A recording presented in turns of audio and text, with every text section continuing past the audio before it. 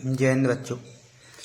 आज हम पढ़ेंगे शैक्षिक योग्यता परीक्षण 2022।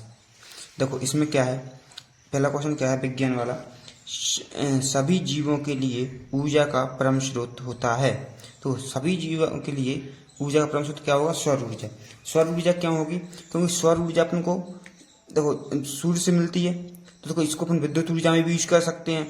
इसको अपन और भी जैसे विद्युत ऊर्जा में यूज कर सकते हैं। इसका अपन कुछ भी खाना बनाने में भी यूज कर सकते हैं सौर ऊर्जा का। ठीक है, ये सोलर कुकर होता है जो, तो इसका आंसर क्या होगा? इसका आंसर होगा सी सही। अब आता है पित्त उत्पन्न होता है। तो पित्त उत्पन्न कहाँ होगा? यकृत में। पित्त उत्पन्न कहाँ होगा? यकृत में। पित्त यकृत कोशिकाओं द्वारा संग्रहित होता है। यह पित्त रस यकृत के निकट स्थित थैलीनुमा संरचना पित्तरस में एकत्रित होता है। इसमें पाचन एंजाइम नहीं होते हैं, किंतु यह वसा के पाचन में सहायक होता है। देखो ये पित्तरस में पाया जाता है। इसके बाद आता है क्वेश्चन नंबर 3। रेशम का धागा प्राप्त किया जाता है। तो रेशम का धागा कहाँ से प्राप्त किया जाएगा? चालन ऊष्मा के आंतरण की प्रक्रिया होती है। तो किसमें? ठोसों में। देखो जब तुमने देखा होगा कि कोई भी चीज़ है, लोहे की चीज़ है, तुमने अपने उसमें दे दी चूल्हे में, तो एक साइड से गर्म दूसरी साइड गर्म हो जाती है। चम्मच है, चम्मच भी गर्म हो जाती है एक साइड से दूसरी साइड। ठीक है, अग्निशामक में उपयोग की जाने वाली गैस है। अग्निशामक मतलब जो वो होते हैं ना, अग्निशामक वो होते हैं जैसे अपने उसमें टंगे रहते हैं अस्पताल में टंगे रहते हैं, वो सिलेंडर सा, उसको बोलते हैं अग्निशामक। तो इसमें क्या होता है? CO2 हमेशा भरी होती है। आजकल आप में भी टंके आने लग गए हैं और बसों में भी टंगे रहते हैं अग्निशामक यंत्र। तो उसमें कौन सी गैस रहती है? CO2 गैस रहती है। उसको CO2 का फुल फॉर्म क्या है? Carbon dioxide. क्या है CO2 की फुल फॉर्म? कार्बन डाई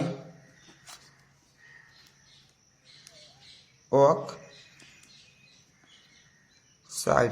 तो ये भी पूछ सकते हैं कि, तो उसमें ऑप्शन दे सकते हैं कि कार्बन डाइऑक्साइड, CO2 या कार्बन डाइऑक्साइड भी दे सकते हैं।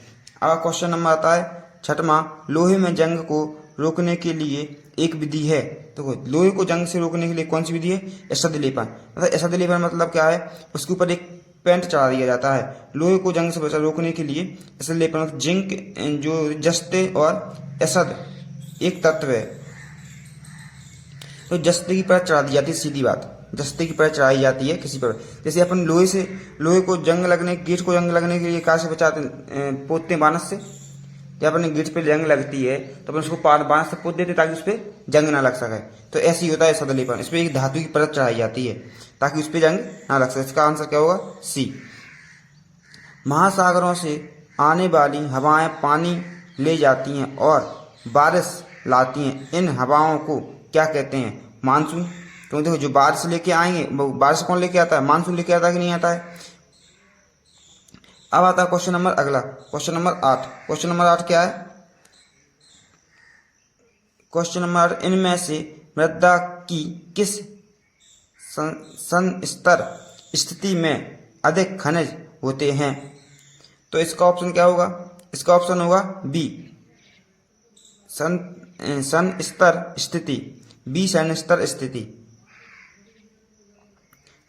इसके बाद आता शरीर का वह अंग जिसमें रक्त का ऑक्सीकरण होता है। तो रक्त मतलब कहाँ होता है? शरीर जिसमें रक्त का ऑक्सीकरण होता है, मानव हृदय।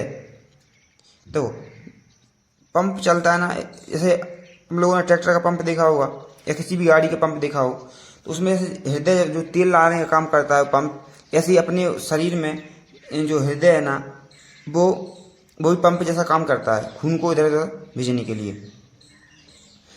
अब आता है क्वेश्चन नंबर अगला, कोशिकाएं जिसमें हीमोग्लोबिन होता है। तो हीमोग्लोबिन किसमें होगा? लाल रक्त कणिकाओं में। लाल रक्त हीमोग्लोबिन के कारण अपना रंग कैसा होता है? लाल। हीमोग्लोबिन के कारण रक्त कैसा होता है? लाल। तो ये किसमें होगा? लाल रक्त कणिकाओं में। आलू के जिस भाग में वनस्पति प्रसार होता है वह है। देखो वो ये पूछ रहा है कि आलू में मतलब आलू कहाँ लगता है? तो कहाँ लगता है? आलू लगता है हमेशा तना में नीचे की साइड, ठीक है, कि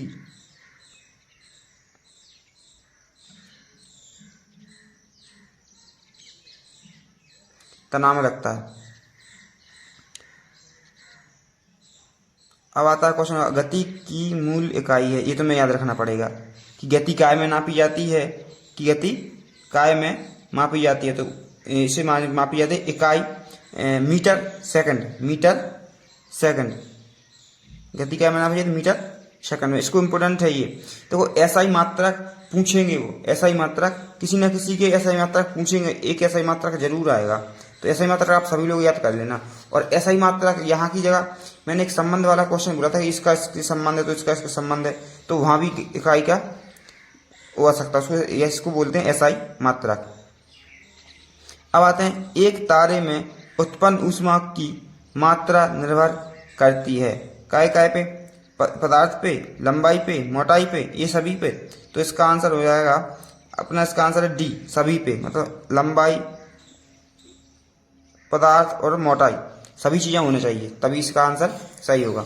अब आते हैं अगले क्वेश्चन पर। अगला क्वेश्चन क्या है, वाहनों में पार्श्व दर्पण के रूप में उपयोग किए जाने वाला दर्पण है, तो इसका आंसर है सी, उत्तल दर्पण। तो उत्तल दर्पण में चीज हमेशा सही से दिखाई देती है, इसलिए, ठीक है। विश्व जल दिवस कब मनाया जाता है? देखो जल दिवस तुम्हें हमेशा याद रखना है, तो और पृथ्वी दिवस कब मनाया जाता है? जल दिवस पूछा है तो अगली बार पूछ सकता है पृथ्वी दिवस कब मनाया जाता है, तो इसका आंसर हो गया बी, 22 मार्च। अपघटक पादपों और जंतुओं के मृत शरीर को परिवर्तित कर देता है, इसका आंसर आएगा ह्यूमंस में। पंख को विघटित कर जैव गैस बायोगैस बनाते हैं, जैव गैस बायोगैस बनाते हैं, तो इसका आंसर होगा अवयवी जीवाणु। देखो कुछ क्वेश्चन तो तुम्हें याद ही करने पड़ेंगे और कुछ क्वेश्चन मैं समझा दूंगा। जैसे कि अब क्वेश्चन आया है एक, वायुमंडल में CO2 का प्रतिशत है, तो वो ये पूछ रहा है कि अपनी वायुमंडल जो है ना उसमें कितने प्रतिशत CO2 गैस है, कार्बन डाइऑक्साइड है। तो आपको एक चीज याद रखना है, अब ऑक्सीजन कितने परसेंट है, ऑक्सीजन कितने परसेंट है, ऑक्सीजन है O2, ऑक्सीजन को क्या बोलते हैं O2, इसका नाम लिख दो ऑक्सीजन।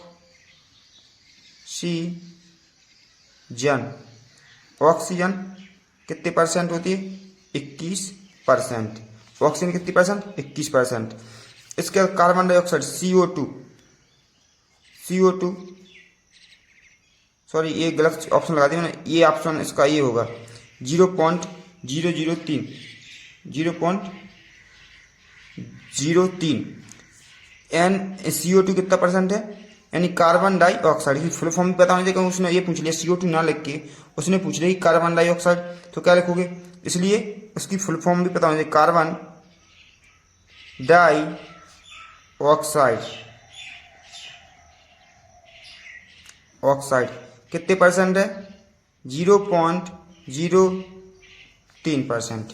इसके बाद आता है नाइट्रोजन N2, जो अपने सबसे ज़्यादा नाइट्रोजन होती है वातावरण में, तो नाइट्रोजन कितने परसेंट है, नाइट्रोजन 78%, इसको लिखो नाइट्रोजन, देखो 78%। मैं क्यों बता रहा था मैं लिख के, ताकि ये सब चीजें इसके नाम भी पता हो, और ये और अगला कितना है 2%, 2% तो कुछ भी नहीं है, 2% कुछ भी नहीं है, बाकी आपसे पूछेगा तो यही पूछेगा, ठीक है। इसका आर्गन भी रहती है एक, आर्गन कितने परसेंट है, तो ये है 0.93%, ठीक है। तो इतनी ये सब ये आप याद रखना कि ऑक्सीजन को क्या बोलते हैं, CO2, और इसका सूत्र क्या है, सॉरी ऑक्सीजन को O2 सूत्र है 21% है, कार्बन डाइऑक्साइड 0.03% है, और नाइट्रोजन 78% है। ये क्वेश्चन कभी भी पूछ सकते हैं। अब चलते हैं रवि की फसल की कटाई की जाती है।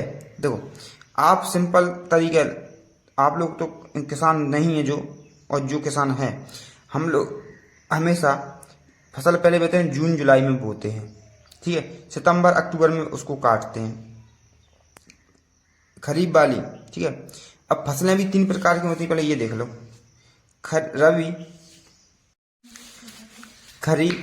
रबी की फसल काटी जाती है कब, मार्च में, और बोई कब जाती है, अक्टूबर नवंबर में, ठीक है। अब रबी की फसल के उदाहरण कौन कौन से हैं, गेहूं, देखो रबी की फसल के उदाहरण कौन कौन से हैं, गेहूं, इसको बोलते हैं शरद ऋतु में बोए जाने वाले गेहूं, चना, मटर आदि, ठीक। तो आपको इसके उदाहरण भी याद रखना है। अब आता है सूक्ष्म जीव जिनमें क्लोरोफिल पाया जाता है। तो क्लोरोफिल जो होता है ना, वो पाया जाता है किसमें, अपने क्लोरोफिल अपना पाया जाता है शैवालों में। क्लोरोफिल किसमें पाया जाता है, शैवाल में। निम्न में कौन सा गैर जैविक है, इसका आंसर है प्लास्टिक। गैर जैविक क्या है, प्लास्टिक। इसके क्वेश्चन नंबर आता है अगला, जीवाश्म ईंधन के जलने से उत्पन्न होता है। जीवाश्म ईंधन के जलने से उत्पन्न, सब जो ये छुड़ियाँ, किसको पीटकर पतली चादर में परिवर्तित किया जाता है, तो जिंक को। वो ये पूछ रहा है, लोहा है, तो लोहा तो जानते हैं, लोहा को पीट पीट के पतला किया जा सकता है चादर के रूप में। तो ऐसा ही इसका है कि कौन सी धातु को पीट कर पतली चादर के रूप में बनाया जा सकता है। अगला क्वेश्चन है, जीवाश्म ईंधन के जलने से उत्पन्न होता है। तो इसमें कौन सा होगा, उपरोक्त सभी। प्रदूषण भी होगा, विश्व उष्ण होगा, जलवायु परिवर्तन भी होगा। और अम्ल वर्षा में मुख्यतः शामिल है। अम्ल वर्षा में देखो लास्ट क्लोरीन और फ्लोरीन। देखो क्लोरीन फ्लोरीन इंपोर्टेंट क्वेश्चन है, क्लोरीन फ्लोरीन वाला फिर से आ सकता है। इसमें सबसे इंपोर्टेंट कौन सा है, क्लोरीन और फ्लोरीन। देखो इसमें एक चीज और देख लो, अम्ल वर्षा में नाइट्रोजन ऑक्साइड और सल्फर डाइऑक्साइड मुख्य रूप से शामिल होते हैं। कौन कौन सी गैस, नाइट्रोजन ऑक्साइड और सल्फर डाइऑक्साइड, इसके शामिल होते हैं। यह प्राकृतिक रूप से भी अम्लीय होते हैं। मतलब अम्लीय वर्षा कैसे, प्राकृतिक रूप से होती है, प्रकृति से। इस कारण इसकी पृथ्वी पर वायुमंडल में सल्फर डाइऑक्साइड और नाइट्रोजन ऑक्साइड जल के साथ क्रिया करके नाइट्रिक अम्ल और गंध यानी सल्फर बनाते हैं। कौन कौन से, नाइट्रिक अम्ल और गंध बनाते हैं, ठीक है, जो वर्षा के साथ घुलकर वर्षा करती हैं। इस कारण जलीय प्राणी की मृत्यु, खेतों और पेड़ पौधों की वृद्धि में गिरावट, ये सब होता रहता है। इसलिए इसको अपन क्लोरोफिल। और क्वेश्चन नंबर अगला, वह पुस्तक जो भी लुप्त प्रातः जातियों जानवरों और पौधों का रिकॉर्ड रखती है, वो होती है रेड डाटा पुस्तक। रेड डाटा पुस्तक, ये तुम्हारी 8वीं की किताब में दिया है कि ये रेड डाटा पुस्तक क्या होती है। देखो रेड डाटा पुस्तक वो होती है जब किसी जाति पर संकट आता है तो उसके बारे में उसमें लिख दिया जाता है कि इस जाति को ये विलुप्त होने वाली है। मतलब जो सी जाति खत्म होने वाली हो ना, उस जाति के बारे में उसमें लिख दिया जाता है रेड डाटा पुस्तक में। तो इसे क्या बोलते हैं, रेड डाटा पुस्तक वह पुस्तक है या दस्तावेज है जो सभी लुप्त जानकारी, जानवरों की जानकारी, ठीक है, इसमें रखते हैं। इसमें इसको क्या बोलते हैं, अंतर्राष्ट्रीय प्राकृतिक संरक्षण संस्थान, जो विश्व स्तर पर विभिन्न जातियों की जानकारी रखता है, ठीक है। रेड डाटा पुस्तक का प्रकाश वर्ष कब है, 1969। इसको कब बनाई थी, 1969 में रेड डाटा पुस्तक दी थी।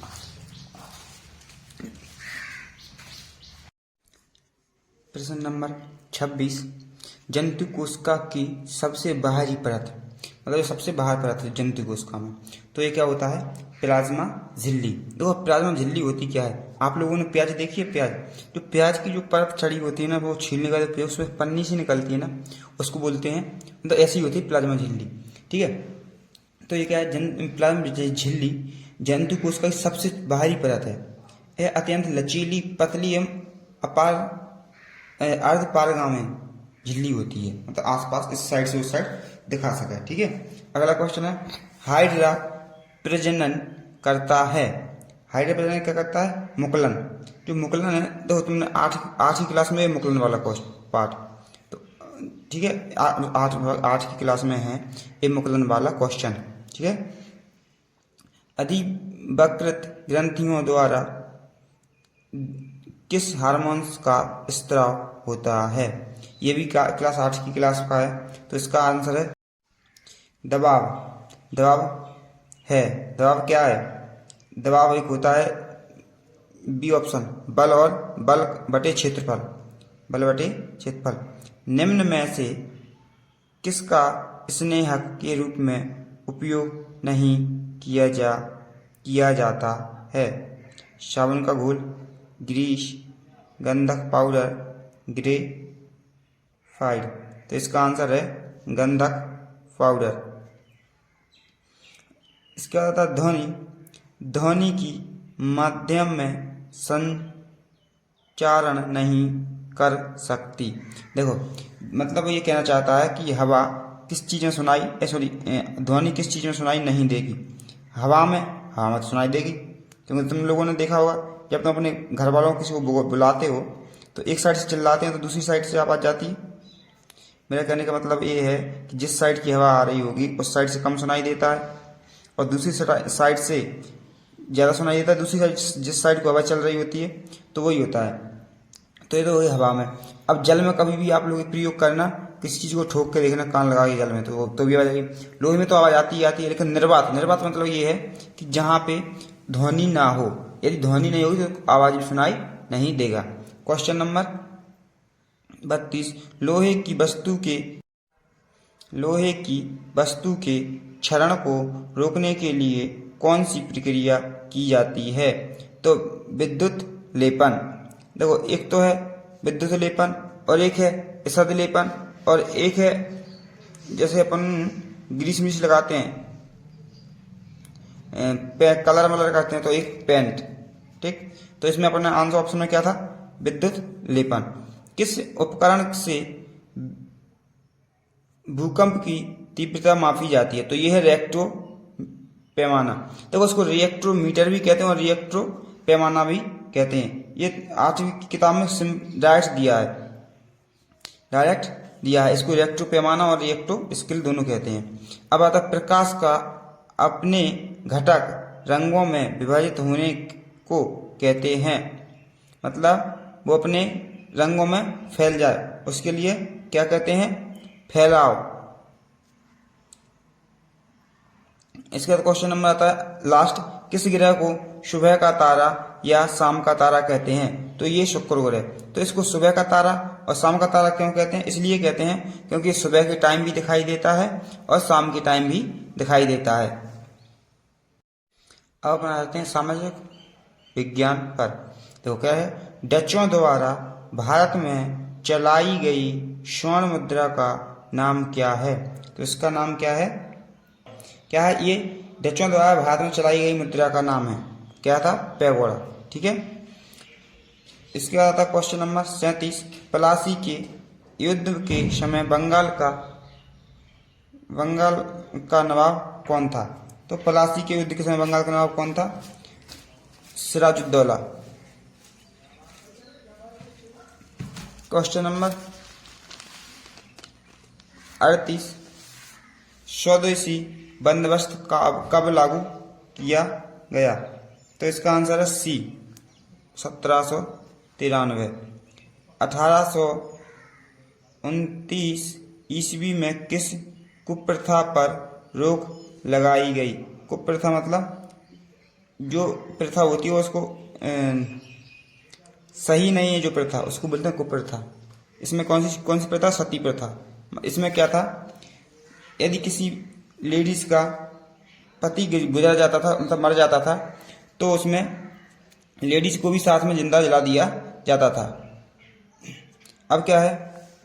मुगल काल में दीवान या बाजी क्या काम संभालते थे? तो इसका आंसर है ए, आय व्यय का हिसाब रखता था। अब राष्ट्रीय एकीकरण में कौन सा तत्व बाधक है? जातिवाद, संप्रदायवाद, पृथकतावाद, ये सभी। तो इसका आंसर क्या है? ये सभी। मध्य प्रदेश में मानव अधिनियम आयोग का गठन कब हुआ? तो ये हुआ था आपका सितंबर 1995 में, सितंबर 1995 में।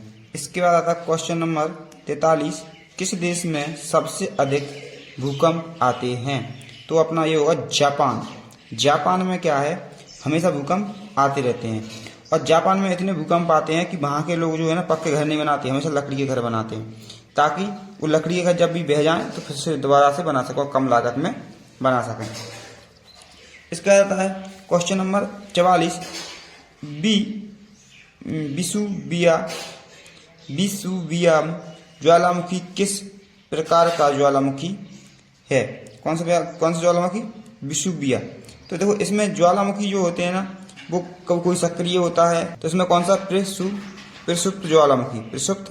लेकिन इसका आंसर क्या है? प्रसुप्त ज्वालामुखी। तो पहले मतलब बताया था उसका। इसका आता है भेड़ाघाट किस जिले में स्थित है? तो ये आप लोगों ने सबने पढ़ा हुआ जबलपुर। भेड़ाघाट का पाठ भी है ना अपनी किताब में। तो भेड़ाघाट कौन सा? जबलपुर। पानीपत का तृतीय युद्ध कब हुआ था? तो पानीपत का तृतीय युद्ध कब हुआ था? 1761। इंपोर्टेंट क्वेश्चन 1761 वाला, पानीपत का युद्ध 1761। प्रार्थना समाज की स्थापना किसने की थी? तो ये अपने कौन से हैं? प्रार्थना समाज किसने दी थी? आत्माराम रंग। इसका क्वेश्चन आता है क्वेश्चन नंबर 48, सती प्रथा पर रोक किस वायसरॉय ने लगाई थी? तो सती प्रथा का क्वेश्चन अपने ऊपर पढ़ा था अभी कि कब रोकी गई थी? 1829 में। सती प्रथा कब रोकी गई थी? 1829 में। और इसकी रोक किस वायसरॉय ने लगाई थी? और अब ये क्वेश्चन आया कि किस वायसरॉय ने इसकी रोक लगाई थी? तो लॉर्ड विलियम बेल्टिंग। लोकसभा की 2 बैठकों के बीच अधिकतम अंतर हो सकता है? तो यह है 6 माह का। लोकसभा की जितनी बैठकें होती है वो 6 माह से ज्यादा का अंतर नहीं होगा। 6 माह के अंदर एक न एक बैठक करानी पड़ेगी। निम्नलिखित में से कौन सी खरीफ की फसल है? तो देखो खरीफ की फसल इसमें कौन सी है? चावल। अब देखो खरीफ की फसल कौन कौन सी हो सकती है? और भी खरीफ जो वर्षा ऋतु में बोई जाती हैं। वर्षा ऋतु में कौन कौन सी फसल बोई जाती है? और वर्षा ऋतु कब से स्टार्ट है? जून जुलाई से अपन ये फसलें बोते हैं और कब काटते हैं? नवंबर, अक्टूबर और नवंबर में, ठीक है, वो वाली होती है खरीफ की फसलें। तो इसमें देखो चावल बोए जाते हैं, धान और चावल एक ही है। इसके बाद मूंगफली और वो तीली, उर्द मूंग, दालें, ये सभी, ठीक। और इसके अलावा संविधान निर्माण सभा के अध्यक्ष थे, तो ये अपना डॉक्टर राजेंद्र प्रसाद। नौसेना का सर्वोच्च अधिकारी कौन होता है? नौसेना का सर्वोच्च अधिकारी होता है एडमिरल।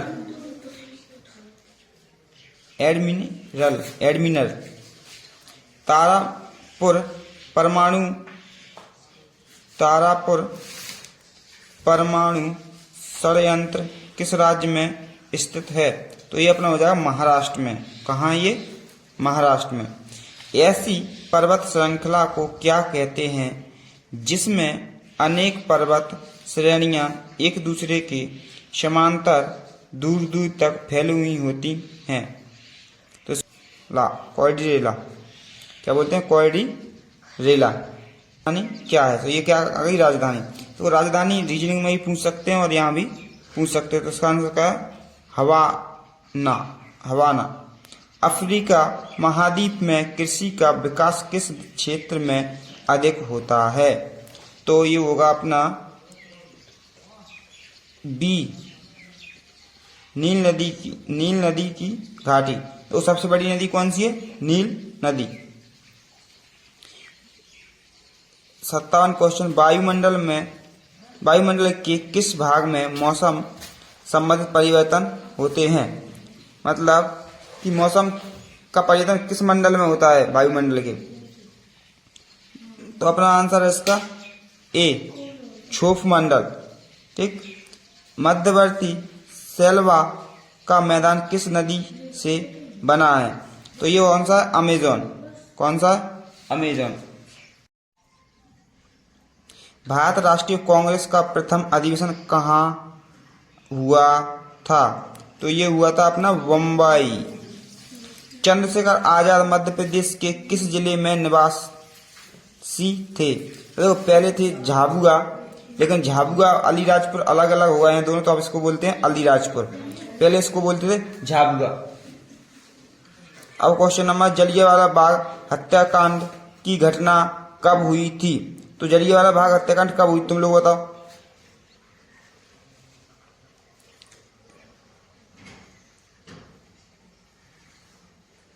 उन्नीस। अब आता है क्वेश्चन अगला,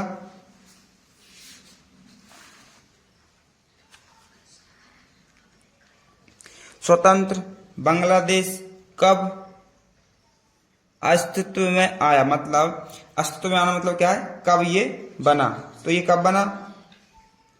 बांग्लादेश तो पाकिस्तान पहले ही बन गया था, पर इसको फिर पाकिस्तान से भी अलग किया गया बांग्लादेश। तो ये कब हुआ? 1971। यूएन सुरक्षा परिषद के स्थायी सदस्य कौन से होते हैं? मतलब स्थायी मतलब हमेशा के लिए। ये होते हैं अमेरिकी, रूस, चीन, फ्रांस और इंग्लैंड। वर्ल्ड ट्रेड सेंटर कब ध्वस्त हुआ था? तो ये हुआ था अपना 2001 में। द्वीपीय महाद्वीप किसे कहते हैं? तो ये है अपना ऑस्ट्रेलिया को। ऑस्ट्रेलिया महाद्वीप की मुख्य फसल क्या है? तो उनकी है गेहूं। देखो मुख्य फसल क्या है? गेहूं।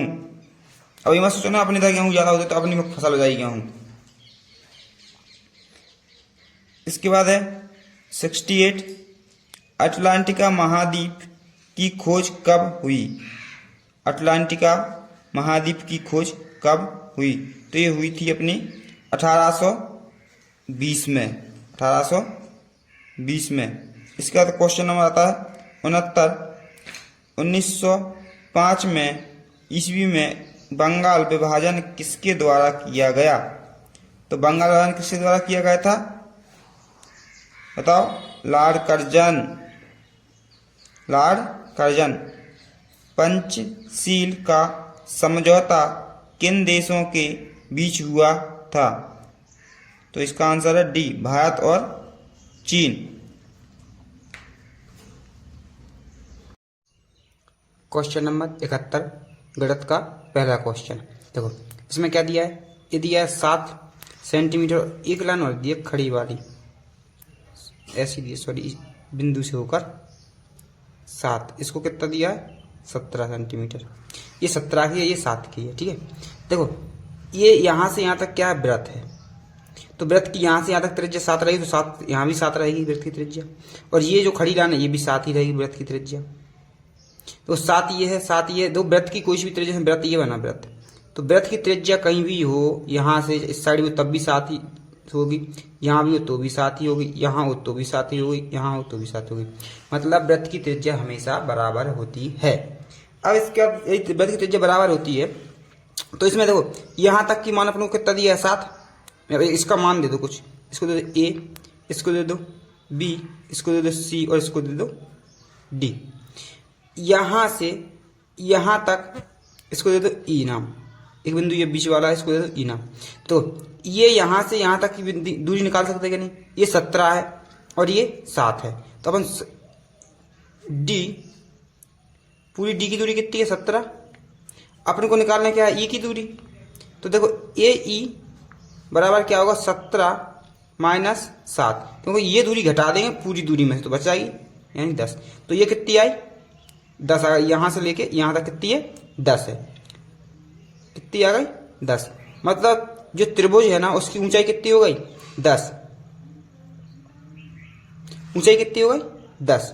अब एक चीज देखो, तुम्हें कुछ नहीं लिखना है इसमें, एक चीज ध्यान रखो, इसमें ये वृत्त है तो पहले वृत्त का क्षेत्रफल निकाल लो, अर्ध वृत्त है, सॉरी वृत्त नहीं अर्ध, अर्ध वृत्त का क्षेत्रफल कितना होगा 1/2 पाई आर स्क्वायर।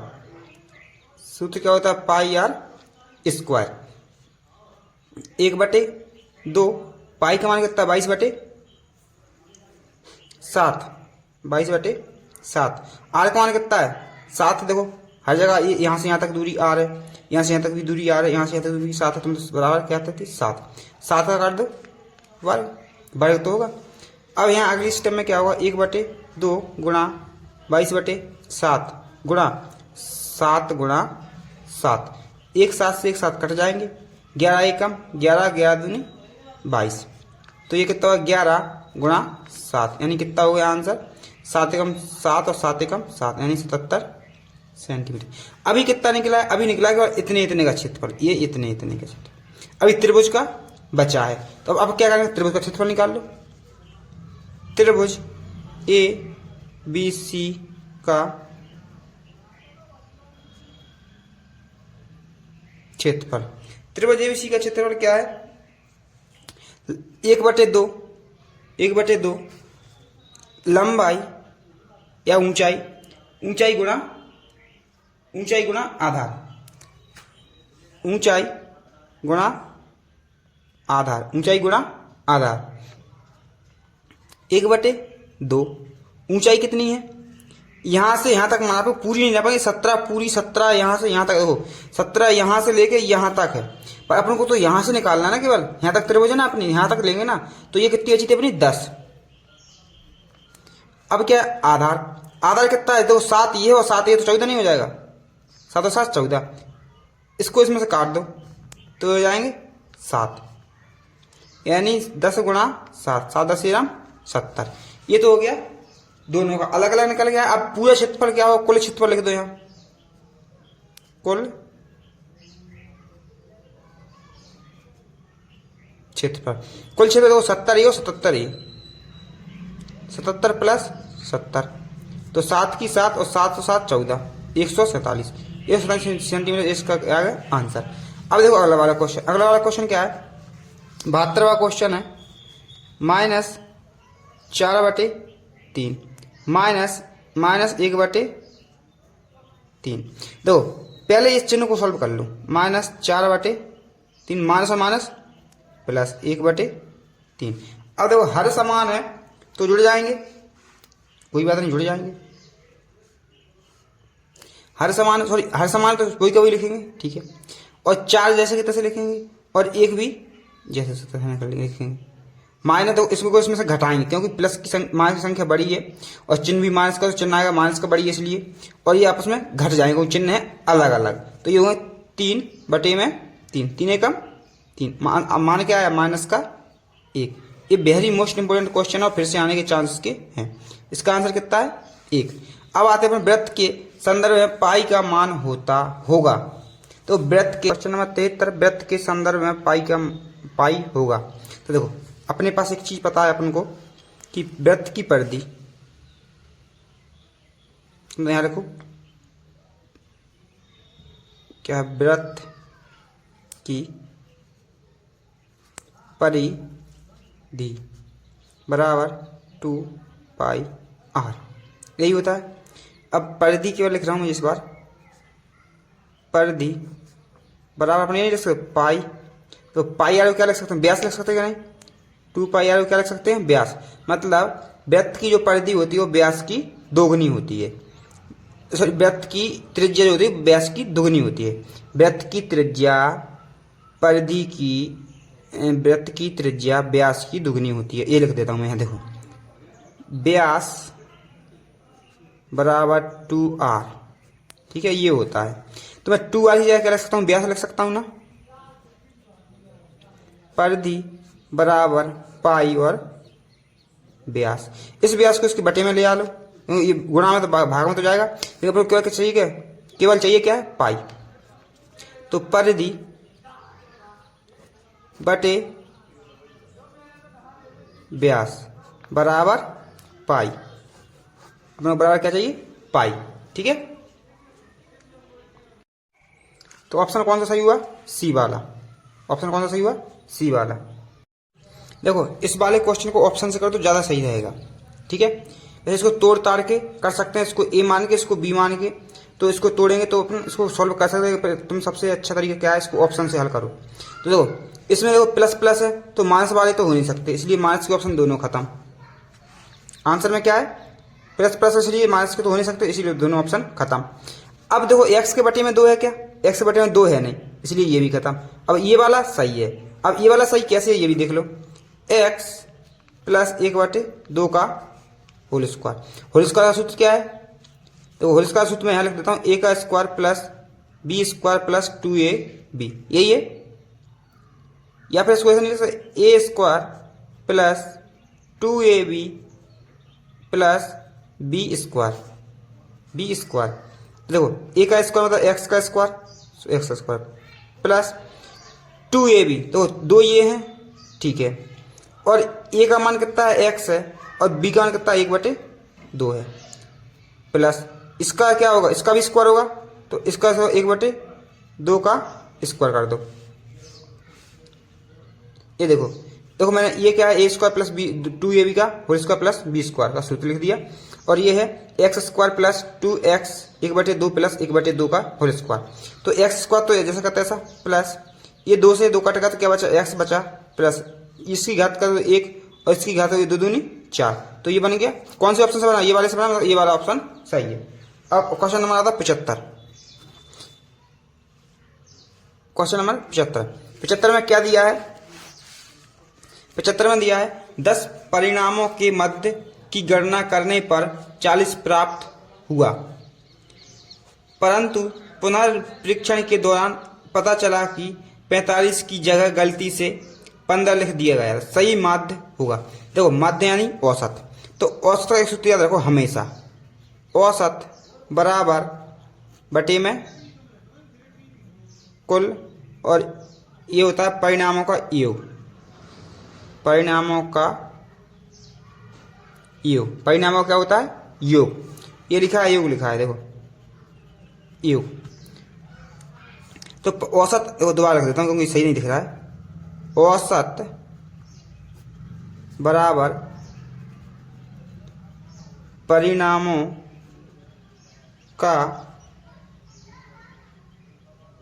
का योग बटे में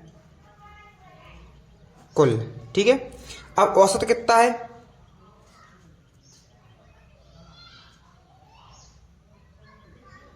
औसत कितना है 40, औसत कितना है 40। परिणामों का योग अपन को पता नहीं है, और कुल कितना है 10 है, तो योग कितना निकल के आ जाएगा, इसका इसमें क्या तो योग हो जाएगा अपना 400। योग कितना है 400। अब देखो उसने क्या बोला है, इसकी गलती से क्या लिख दिया, 45 की जगह 15। तो अपन क्या करेंगे, जो गलती इसने की है योग में क्या किया है 400, योग में जो भी गलती की है उसने 400, 45 की जगह 15 लिख दिया था, तो 45 की जगह 45 जुड़ जाएंगे उसमें।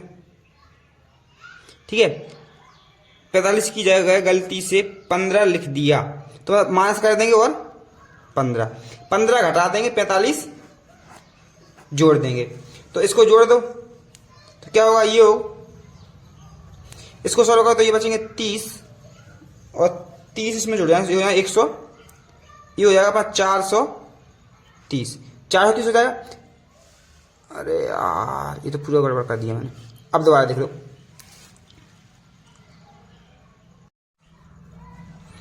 ये क्या है, कुल औसत क्या होता है, परिणामों का योग बटे कुल। ठीक है, 40 इसका औसत दिया है, योग बराबर योग बटे 10 बराबर योग बराबर 400, इसका इसमें गुणा हो जाएगा, 400 हो जाएंगे। अब उसने क्या किया है कि क्या बोला था उसने, ये देखो ये बोला है उसने, किसी गलती से ये लिख गया, 45 की जगह 15 लिख दिया था, तो 45 घटा देंगे और 45 जोड़ देंगे और 15 घटा देंगे, ठीक है। अब घटाए तो योग कितना आएगा 430। अब देखो औसत निकालेंगे, औसत ज्ञात करेंगे तो अपने को पता है 430 अपने पास है कुल, और कुल कितने हैं 10, 10 से 10 काट दो तो औसत क्या आ जाएगा 4/3 43। औसत क्या आ जाएगा 4/3 43। तो आंसर क्या कौन सा सही होगा 43 सही होगा। अब करते हैं क्वेश्चन नंबर अगला। देखो थोड़ा मैं इसको वीडियो छोटी कर लेता हूं क्योंकि वो दिख नहीं रहा है। 46, एक चतुर्भुज की प्रत्येक भुजा की लंबाई दोगुनी कर दी जाए तो उसके क्षेत्रफल कितने गुना बढ़ जाते हैं। तो इसका यदि दोगुना हो रहा है भुजा तो इसका क्षेत्रफल कितना हो जाएगा 3 गुना। ठीक, सिंपल याद रखो अभी तो। अब देखो क्वेश्चन नंबर आता 77। 77 क्या बोल रहा है 5a + b 3 = 65।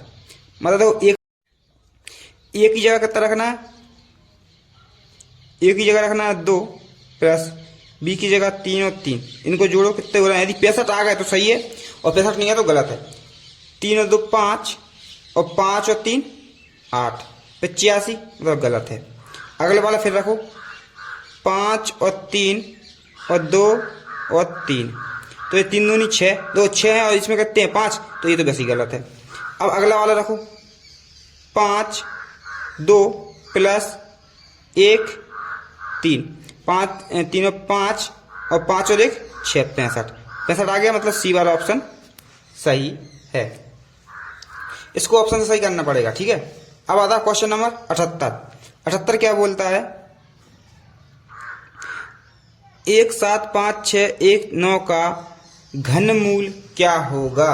तो घनमूल आपको याद होने चाहिए, इसको आप डायरेक्ट लगाओ। ये कितने का घनमूल होगा, ये होगा आपका 56 का, कितने का 56 नहीं सॉरी क्या बोलते इसको 56 सॉरी 56 का। ठीक है। अब आता है क्वेश्चन नंबर अगला।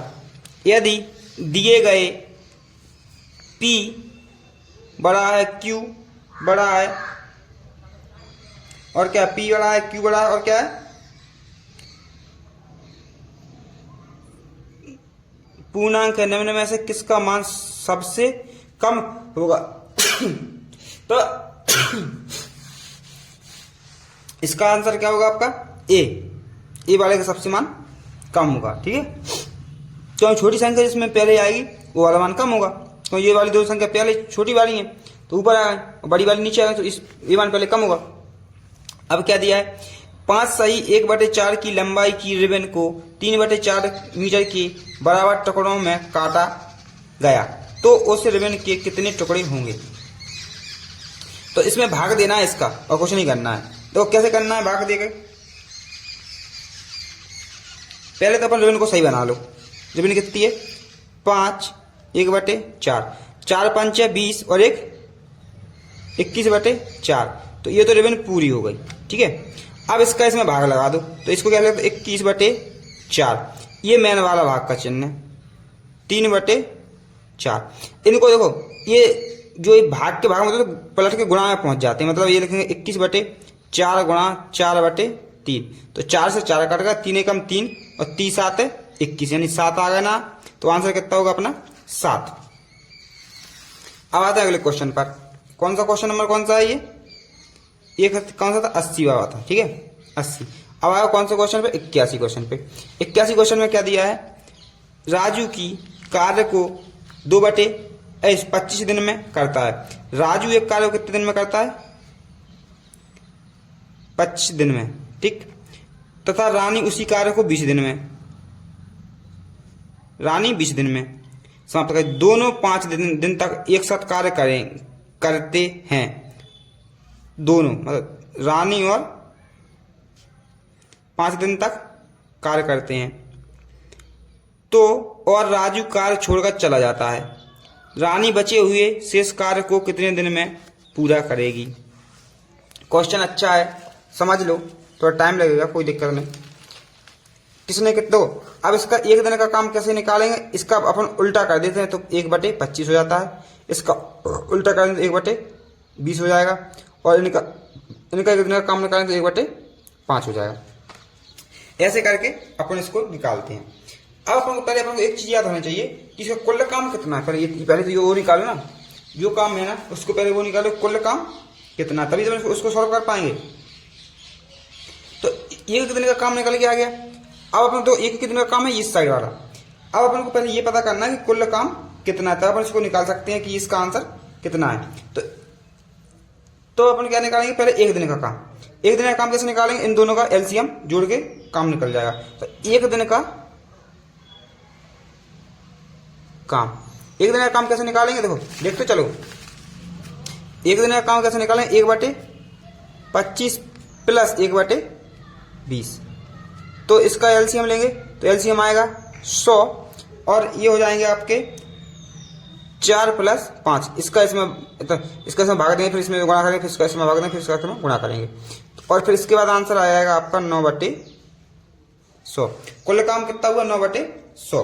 अब 5 दिन दोनों मिलके काम करते हैं। कितने दिन काम करते हैं दोनों मिलके, 5 दिन कितना काम करते हैं दोनों,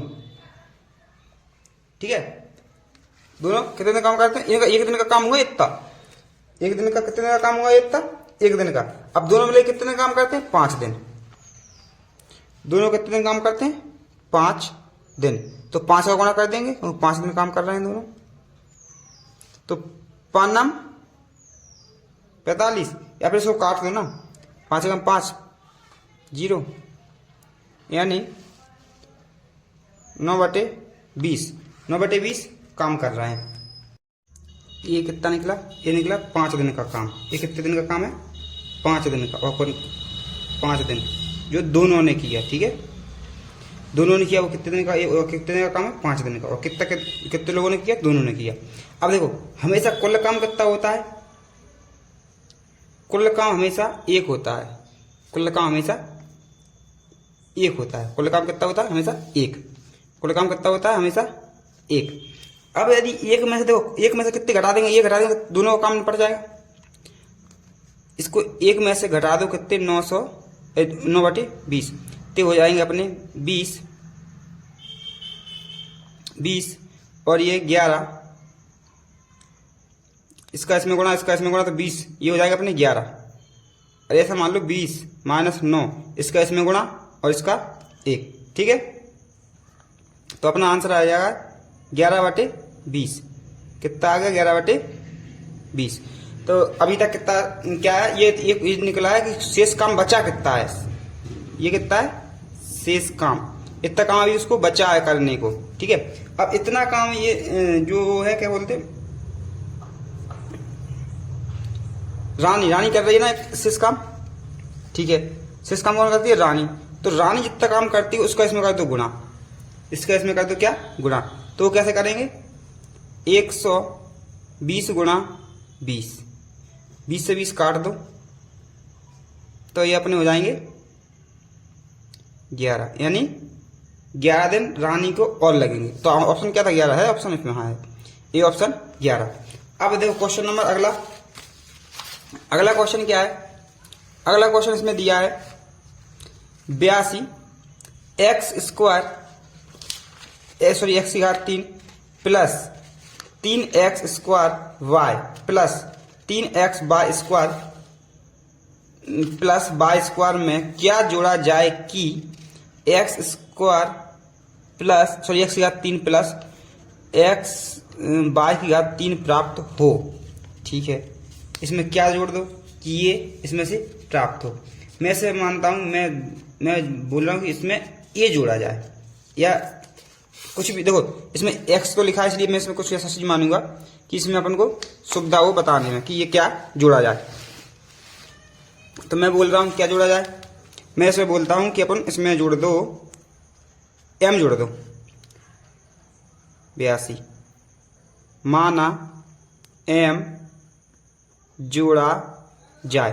तो इसमें जोड़ेंगे ना हम इस side, x³ plus 3x² y plus 3xy² plus y³। इसमें क्या जोड़ रहे हैं, इसमें जोड़ा जाए, मैंने m माना था, m जोड़ा जाए, बराबर कितना हो जाएगा, x³ प्लस y³ x की पावर 3 प्लस y की पावर 3, ये हो जाएगा। देखो m इसी साइड रहने दो, बाकी सबको इस साइड ले जाओ, बाकी सबको उस साइड ले जाओ। तो देखो x की पावर m इसी साइड रह गया, x की पावर 3 प्लस y की पावर 3, तो ये लिखा ही है, ये साइड तो माइनस का हो जाएगा, x की पावर 3 माइनस 3x की power 2y minus 3x y की पावर 2 माइनस y की पावर 3। देखो a माइनस के a प्लस के घट गए, 0 हो गया, a प्लस के a माइनस के घट गए, 0 हो गया। अब क्या बचा, m बराबर बचा माइनस के 3x square y minus 3xy square, ये बचा। अब इसमें कॉमन क्या क्या दिख रहा है, ये देखो माइनस कॉमन दिख रहा है, एक तो 3 कॉमन दिख रहा है, और इसमें x भी कॉमन है और y भी कॉमन है। तो इसमें क्या बचा, यहाँ बचा x माइनस यहाँ क्या बचा, यहाँ बची y। तो यह ऑप्शन है क्या कोई सा, माइनस 3xy कोष्टक में x प्लस, सॉरी देखो जब माइनस कॉमन लेते हैं माइनस नहीं प्लस बचेगा, क्यों बचेगा प्लस, क्योंकि देखो माइनस कॉमन ले लिया है, माइनस क्या ले लिया है, कॉमन, तो यहाँ क्या बचेगा, प्लस बचेगा। तो इसका आंसर कौन सा हो जाएगा अपना, इसका आंसर हो जाएगा ये वाला ए। क्वेश्चन नंबर 83, समीकरण 0.25 कोष्टक में 4m माइनस 3 बराबर 0.05 कोष्टक में 10m माइनस 9 में m का मान क्या होगा। तो ये तो सिंपल सॉल्व करना, तो इसको सॉल्व कर लो। 83 क्या लिखा है, 0.25 कोष्टक में 4m माइनस 3 बराबर 0.05 और 10m माइनस 9, ठीक। इसका इसमें गुणा करो, तो इसमें इसका गुणा करेंगे तो 25 चौको 100, क्या अंक बाद दशमलव है, 2 अंक बाद, तो 1 और 2 अंक बाद दशमलव, m बना दो, m है तो m बना दो, माइनस 25 3 75, 2 अंक बाद दशमलव 1 और 2, तो 1 और 2 अंक बाद दशमलव लगा दिया, ठीक है। इसका इसमें गुणा करो, 5 10 50 m, कितने अंक बाद दशमलव था, 1 और 2 अंक बाद, 1 और 2 अंक बाद दशमलव, तो 0 लगा दो आगे। इसका इसमें माइनस का माइनस, 9 पन्ना 45, के अंक बाद दशमलव 1 और 2, तो 2 अंक बाद दशमलव लगा दो, यहाँ लगा दो 0। अब m वाले एक साइड कर दो, बिना m वाले एक साइड कर दो, तो ये क्या था 1, तो 1 के बाद m लिख दो, कोई दिक्कत नहीं, 1 है, उससे कोई परेशानी नहीं है। या फिर देखो उसको लिख लो, क्योंकि घटाने में तुम्हें दिक्कत ना आए इसलिए। ये माइनस के साइड प्लस, इस साइड के प्लस के हैं, इस साइड हो जाएंगे माइनस के, ये हो जाएंगे माइनस के। ये आपके माइनस के पहले से हैं, तो ये तो जैसे तैसे रहने दो। ये काय के माइनस के साइड पहुंच के काय हो जाएंगे प्लस के, 0.75, ठीक। अब इसको इसमें से घटा दो, तो ये कितने बचेंगे, 0.5 m, काय के हो जाएंगे प्लस के, क्योंकि प्लस की संख्या है बड़ी, तो घटा के दिखा देता हूँ, 1.00 अब 0.500, इसमें से 0, इसको इसमें से 5 हाथ से लगाएगा, इसकी इसमें ये 0 बचे 50, सॉरी 0.5, तो हो गया बराबर, इसमें से इसको घटा लो, 7 पॉइंट आ गई 0.45, 0 5 5 का 0 और 7 4 से 5 6 7 3.0, कितने बचे 0। ये देखो जो गुणा में भाग में जाएगा, m बराबर 0.30 बटे में 0.50, पॉइंट से पॉइंट हट गए, 0 से 0 कट गई, आंसर क्या आ गया 3/5। ये आंसर है क्या, नहीं है। देखो अब इसका भाग लगा दो इसमें, अब भाग दो, तो भाग कैसे देंगे, भाग नहीं आया तो भागना स्तंभ, बिंदी पॉइंट लगा दो, 0 बढ़ा दो, 5 6 30, 5 6 30, ये आ गया आपका आंसर, कितना आ गया 0.6, 0.6 आंसर आ गया। तो कौन सा 0.6 डी आंसर। अब अपन आता है क्वेश्चन नंबर 84। चित्र में क्या दिया है, चित्र दिया है, उसका क्या निकालना है, कोण निकालना है। अच्छा, मैं CO लंब OA पर तथा कोण BOC बराबर 39, BOC बराबर 39, तो AOD का मान होगा। चलो ठीक है, कोई दिक्कत नहीं। इसके निकालने के तरीके क्या ही हैं, लेकिन अपन अपने अपने अच्छे सरल वाले तरीके से करते हैं। ठीक है, देखो इसमें क्या है, चित्र जो बना है ना, पहले अपन क्या है इसका मान निकालेंगे। इसको देखो, ये बना है 90 डिग्री पे, ये बना है 90 डिग्री पे, तो इसमें जो और ये जो देखा गई है ना, इसका मतलब ये है कि ये यहां से ये दोनों का मान कितना होगा, 180। ठीक, पहले अपन एक चीज निकालते हैं। क्या निकालते हैं? इसका मान निकालते हैं। इसका मान कितना आएगा, कैसे निकालेंगे? इस दोनों के बीच कितने कोण बनेगा, 90 का। मतलब ए और सी, आप मानो ए कोण सी, ए कोण सी कितना होगा, 90। हम ये जानते हैं। ठीक है, तो 39 में से 90 घटा दो, 39 में से 90 घटा दो, तो कौन सा कोण निकल गया? ये वाला निकल गया AOB। निकल के आएगा 90 माइनस 39, तो ये कितने बचे, 51।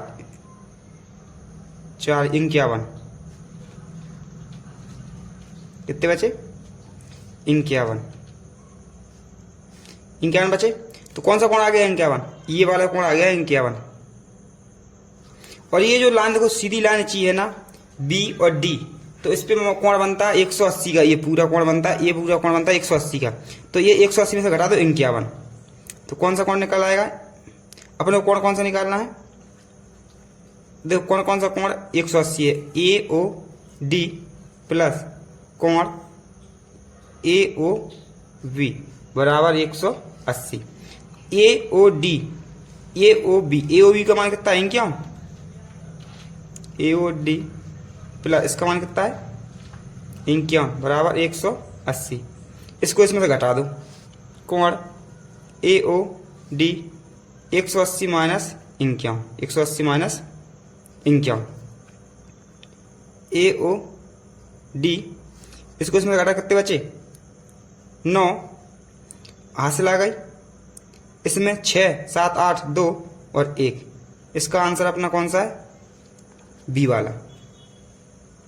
देखो एक चीज याद रखना, जब भी किसी भी लाइन, कोई सी भी लाइन हो, सीधी लाइन समांतर हो, ऐसी लाइन कभी भी इची हो, ऐसी वाली लाइन, तो इसमें यहाँ वो कोण कितने का बनता है, 180 का। कितने का, 180 का। जब भी ऐसी लाइन इची हो और यहाँ पे ऐसा कोण बना हो, तो इसका मतलब क्या है, ये कोण कितने का है, 90 का। ठीक है, और त्रिभुज के तीनों कोणों का योग कितना होता है, 180। और चलो ठीक है, और कोई सी भी चतुर्भुज हो, उसके बाह्य कोणों का योग कितना होगा, 360। 360 हमेशा, कोई सी भी चतुर्भुज हो उसके बाह्य कोणों का योग, बाह्य, अंदर नहीं बोल रहा हूं, बाह्य कोणों का योग कितना होगा, 360। Question number 85। तो ऐसे वाले सवालों में आपको सूत्र याद रखना पड़ेगा। एक दुकानदार को 4,320 रुपये में मोबाइल फोन बेचने पर, बेचने मतलब विक्रय मूल्य है, ये विक्रय मूल्य 4,320 फोन बेचने पर 10% की हानि होती है। तो हानि परसेंट कितनी है, 10%। ठीक है, हानि कितनी है, 10%। उस मोबाइल फोन को दुकानदार ने कितने रुपए में खरीदा होगा, मतलब क्रय मूल्य ज्ञात करना है। तो विक्रय मूल्य का सूत्र है, विक्रय मूल्य बराबर क्रय मूल्य गुणा 100 माइनस हानि परसेंट बटे 100। देखो विक्रय मूल्य कितना है, विक्रय मूल्य 4,320 बराबर क्रय मूल्य ज्ञात करना, x मान लो। ठीक है, इसको x मान लो, गुणा 100 माइनस कितने पर, 10%, ये 100 लिखे हैं। ठीक है, ये लिखिए 100। 400,302 बराबर x गुणा, इसको इसमें से घटा कितने बचे, 90। कितने बचे, 90 बटे 100। 0 से 0 काट दो, इसका इसमें गुणा कर दो, तो तो ये 3 2 0, इसका इसमें होगा गुणा और बटे में आएंगे 9 बराबर x। तो काट दो, 9 एकम 9, 9 एकम 9, 98 97 96 59 45, ज़्यादा हो जाएंगे, 9 30, 9 एकम 9 98 97 चौको 36 37 38 39 40 41 42 43, कितने बजे 7, 9 9 7 72, नहीं 9 8 72, महीने में 81, 9 8 72 और 1 0 1 0 और 1 0 ये है। तो देखो 480 गुणा 10 बराबर x, यानी 4800, 4800 इसका आंसर आ जाएगा। इसमें है क्या 4800, पहले ही आंसर सही है। अब क्या लिखा है, 4 की घात 2018 माइनस 4 की घात 2017 माइनस 4 की घात 2016 माइनस प्लस 4 की घात 2015 बराबर k इंटू 4 की घात 2015, तो k का मान होगा। ठीक है, सब सारे में से क्या कॉमन ले लो, 4 की घात। देखो इसमें एक चीज़ दिख रही है मुझे, 4 की घात 2018 माइनस 4 की घात 2017 माइनस 4 की घात 2016 प्लस 4 की घात 2015 बराबर k और 4 की घात 2015। ठीक, इसमें से होगा, जब 2004 की घात कितनी ली 15 कॉमन ली 2015, तो इसके ऊपर कितनी बची 3, 15 16 17 18 माइनस इसके पास कितनी बची 2 माइनस इसके पास कितनी बची 1 और इसके यहाँ क्या बचा 1 का अंक k बराबर k और 4 की घात 2015। तो ये काय में गुणा में भाग में आएंगे, तो यह 2015 इसका लिख दो। ये कितने का 12 के 4 चौको 16 16 चौको 64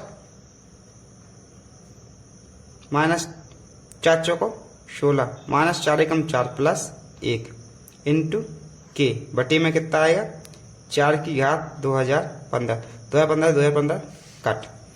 अब देखो इसमें से ये कितने हैं 65 64 और 1 65 माइनस 16 4 20 बराबर के, इसको इसमें से घटा दो तो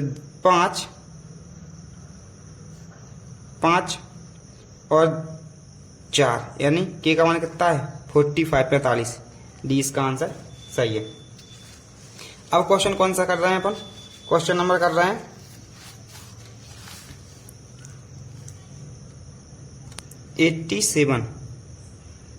87 में क्या दिया है 6 शीर्षों और 5 फलकों वाले फ्रूट के डिब्बों में कितने कोर होंगी।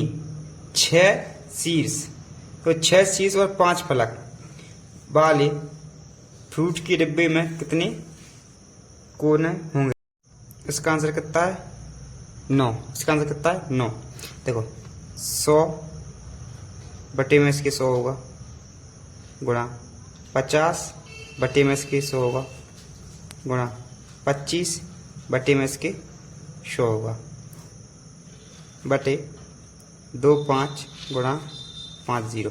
तो परसेंटेज का चिन्ह लगा है तो इसके होंगे अपन के, इसके लिए इसको लगाना पड़ेगा अपन को, परसेंटेज चिन्ह लगाना पड़ेगा तो करना पड़ेगा 100 का गुणा 100 का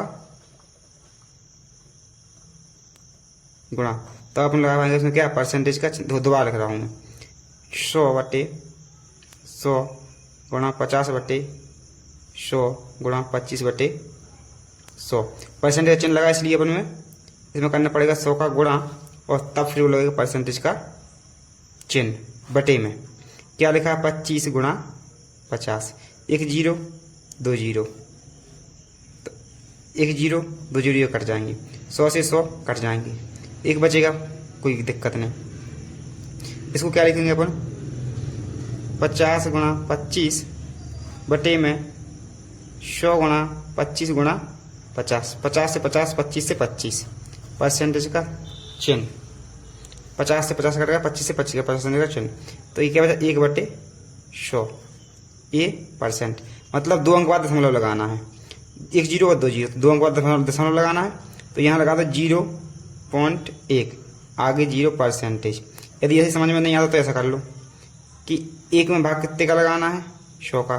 भाग जा रहा है क्या, नहीं, पिन पॉइंट लगाया, 0 बढ़ाई, भाग नहीं गया, फिर 0 बढ़ाई, फिर भाग यहाँ लगा 100 एकम 100, ये आ गया। तो ये होगा अपना आंसर। कौन सा वाला है, सी वाला। अब आते हैं निम्न में से किसका मान 1 नहीं है। अब देखो इसको अपन सॉल्व करना पड़ेगा। अपन कह पाएंगे किसका मान 1 नहीं है, ऐसे अपन नहीं बोल सकते हैं।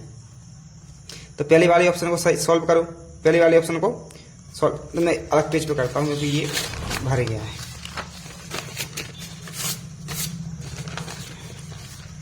तो सभी ऑप्शन सॉल्व करने पड़ेंगे, ऐसे अपन नहीं कह सकते किसका मान 1 नहीं है। तो पहले वाले ऑप्शन का सॉल्व करो। इसका हो जाए 2 3 4 3 तरह का 2 दूनी 4 4 दूनी 8 4 2 3 4 ऐसा लिख दो 2 गुणा 2 गुणा 2 3 गुणा 3 बटे में 18 गुणा 4। तो 4 एकम 4 4 2 एकम 2 दूनी 4 2 एकम 2 एक बचा 2 एकम 2 जी कट गए, ठीक है। 2 एकम 2 तो ये बचे क्या 9 और ये 3 एकम 3 और 3 एकम 3 3 एकम 3 तो 3 एकम 3, इसका आंसर तो आ गया 1। तो ये तो सही है। और बी वाला, जब भी किसी की भी घात 0 हो तो उसका मान होता है 1 गुणा 5 की पावर 3 बटे में 5 गुणा 25, ठीक है। तो इसकी घात कितनी है 0 है, तो इसका मतलब क्या है 1 है। तो इसको पहले लिख सकते 5 गुणा 5 गुणा 5 और 5 गुणा 25। 5 से 5 कटे 5 एकम 5 5 25 5 एकम 5, इसका भी आंसर आएगा 1। अब आते हैं क्वेश्चन नंबर सी पर। तो 2 की घात 4 और 2 गुणा 2 गुणा 2 गुणा 2 4 बार लिख दिया। इसका मतलब क्या है 1 प्लस इसका ही मतलब क्या है 1। इसकी घात कितनी है 3, इसकी घात कितनी है 3। इसको कितनी बार लिखा 1 बार 2 बार 3 बार और 4 बार। इसकी 1 और 1 2 हो जाएगा। 2 की घात कितनी बार लिखना 3 बार। एक बार से एक बार एक बार से एक बार से कितने बचे आंसर 2। तो आंसर बचा 2, देख लो ये बचा 2। तो इसका अपना आंसर क्या हो जाएगा सी वाला सही, क्योंकि सी वाले का ऑप्शन सही नहीं। आपको एक बात ध्यान रखना, किसी की भी घात 0 है उसका मतलब है 1, उसका मतलब क्या है 1। अली सोनू से 15 वर्ष बड़ा है। 5 वर्ष पूर्व अली की उम्र सोनू की उम्र से 3 गुनी थी, तो अली की वर्तमान आयु ज्ञात कीजिए। देखो अपन तो एक बात जानते हैं, अपन हमेशा वर्तमान आयु मान के चलेंगे। क्वेश्चन नंबर कितना है 90 और लास्ट क्वेश्चन। अली की यहाँ लिखो अर्थ की वर्तमान आयु, देखो शॉर्ट में लिखना है थोड़ा क्योंकि जल्दी क्वेश्चन करना है। तो इसको क्या बोलेंगे x वर्ष, ऐसे मानेंगे सोनू की वर्तमान आयु कितनी हो जाएगी y वर्ष, ठीक। अब उसने क्या पूछा है कि अली सोनू से 15 वर्ष बड़ा है। तो प्रश्न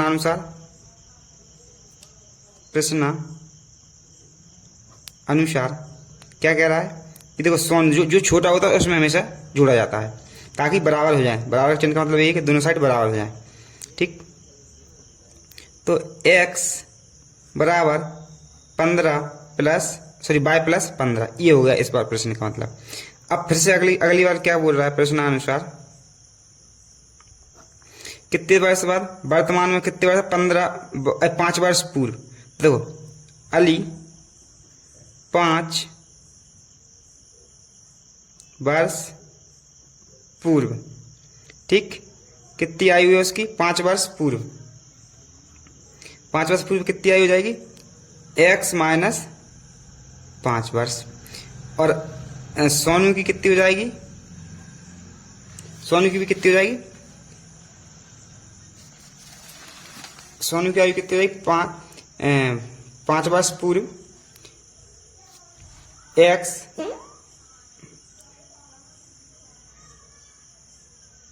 y माइनस 5 वर्ष। उसने क्या बोला है 5 वर्ष बाद सोनू की आयु अली की उम्र सोनू की उम्र से 3 गुनी हो जाएगी। देखो तो x माइनस 5 बराबर 3 और y माइनस 5, ठीक है। ये पूरा क्वेश्चन हो गया। अब देखो इसको सॉल्व करते हैं। इसमें पहले क्या करना है, इसकी क्या y का मान रख दो। y का मान कितना है, सॉरी x का मान रखा था क्या y प्लस 15 माइनस 5 बराबर 3 एकम 3 और 5 तिया 15। ठीक, 3 एकम 3 5 तिया 15। अब आता है इसको इसमें से घटा दो, बाय प्लस 10 बराबर 3 बाय माइनस 15। इसको इस साइड ले आओ या इसको इस साइड ले जाओ, इसको इस साइड ले आओ तो 10 प्लस 15 और 3 बाय माइनस वाई, ये क्या हो जाएगा, ये हो जाएगा अपना, ये अपना हो जाएगा कितना 25 बराबर 2 बाय, यानी बाय बराबर ये गुणा में हो जाएगा ना 25/2, 25/2। बाय का मान कितना होगा 25/2।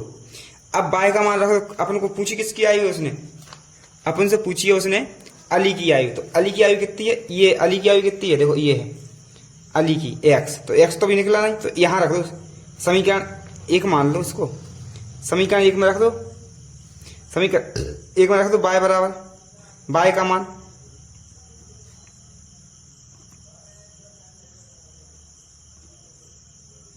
तो शॉर्ट में लिखा करो ज्यादातर, क्योंकि इतना सॉल्व करोगे तो कहाँ सॉल्व करोगे।